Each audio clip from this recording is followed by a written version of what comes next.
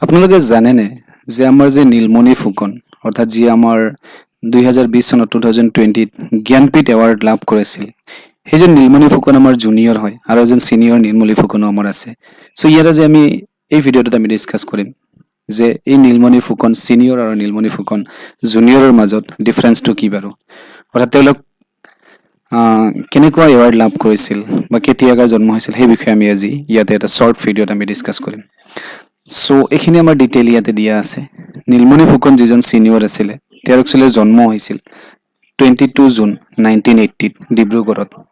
আৰু মৃত্যু হৈছিল 1978 20 জুনত এই যিজন নীলমণি ফুকন সিনিয়ৰ আছিল SMS writer poet freedom fighter and politician also আছিল আৰু এইজন নীলমণি ফুকনকে আমাৰ কি বুলি জনা গৈছিল বাগ্মী বৰ বুলি কৈছিল ইনি এছএমএছ লিটাৰেচাৰ অসমীয়া সাহিত্যত ইয়াক কি বুলি জনা হৈছিল বাগ্মী বৰ বুলি জনা যাইছিল আৰু এই নীলমণি ফুকন যিজন সিনিয়ৰ আছিল তেখেতে প্ৰেসিডেন্ট আছিল আমাৰ অসম সাহিত্য সভাৰ প্ৰেসিডেন্ট আছিল টু টাইমছ দুবাৰ প্ৰেসিডেন্ট হৈছিল 1944 আৰু 1947 1944 যেটো অসম সাহিত্য সভাৰ অধিৱেশন শিৱসাগৰত হৈছিল তাৰ প্ৰেসিডেন্ট আছিল আৰু 1947 যেটো ডিব্ৰুগড়ত হৈছিল তাৰ প্ৰেসিডেন্ট আছিল এই নীলমণি ফুকন সিনিয়ৰ কিন্তু আমি সচৰাচৰ পাই থাকো যে জ্ঞানপীঠ এৱাৰ্ড লাভ কৰিছিল 2020 চনত সেইজন হৈছে নীলমণি ফুকন জুনিয়ৰ অৰ্থাৎ এই নীলমণি ফুকন জুনিয়ৰৰ জন্ম হৈছিল 1933 আৰু মৃত্যু হৈছিল 2023 এইজন হয় কি আমাৰ এছএমএছ পোয়েট হয় Indian poet in the SMS language অসমীয়া ল্যাঙ্গুৱেজতে আমাৰ বিভিন্ন ধৰণৰ পোয়েট তেওঁ লিখিছিল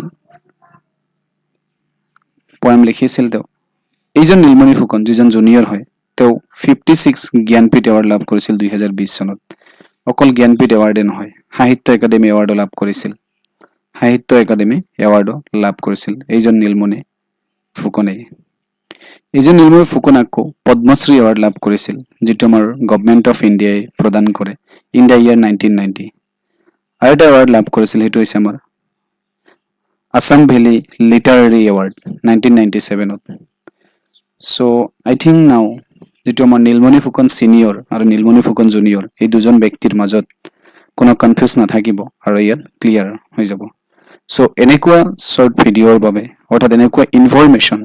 which is very very important information for your competitive exam personal development as well as like your improve your knowledge সকলোখিনি developmentor karone please subscribe the channel that or Srishti Academy thank you all have a nice day ahead